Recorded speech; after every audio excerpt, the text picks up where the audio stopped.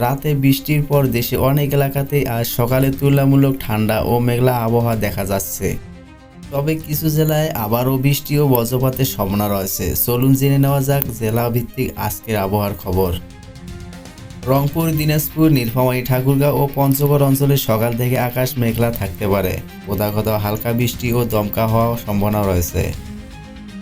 এদিকে রাজশাহী, বগুড়া, নাটোর, পাবনা ও সিরাজগঞ্জ অঞ্চলে সকালটায় কিছুটা গরম অনুভূতি হলেও দুপুরের দিকে মেঘ বাড়তে পারে। কয়েকটি এলাকায় বজ্রপাত সহ বৃষ্টির সম্ভাবনা রয়েছে। ঢাকা ও মধ্য অঞ্চলগুলোতে ঢাকা, গাজীপুর, নারায়ণগঞ্জ, টাঙ্গাইল, মানিকগঞ্জ ও ময়মনসিংহ অঞ্চলে সকাল থেকে ভ্যাপসা গরমের সঙ্গে মেঘলা আকাশ দেখা যেতে পারে। আবার দুপুরের পর হঠাৎ বৃষ্টি শুরু হতে পারে। খুলনা ও বরিশাল বিভাগে খুলনা, যশোর, সাতক্ষীরা, বরিশাল, ভোলা ও পটুয়াখালী অঞ্চলে মাঝারি ধরনের বৃষ্টি হতে পারে।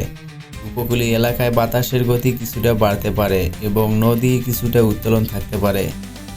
এদিকে চট্টগ্রাম, কক্সবাজার, কুমিল্লা ও ফেনী, সিলেট, মৌলভীবাজার ও হবিগঞ্জ অঞ্চলে বজ্রপাত সহ বৃষ্টির সম্ভাবনা বেশি রয়েছে।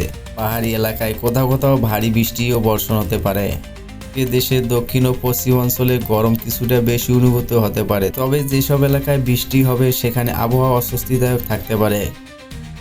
বন্ধুরা, বজ্রপাতের সময় খোলা মাঠ বা নদীর পাড় ও বড় গাছের নিচে অবস্থান না করাটাই পরামর্শ দিয়েছেন আবহাওয়ার অফিস। এই ছিল আজকে বৃহস্পতিবারের সকালের জেলাভিত্তিক আবহাওয়ার খবর। সবাই ভালো থাকবেন, সুস্থ থাকবেন। ধন্যবাদ।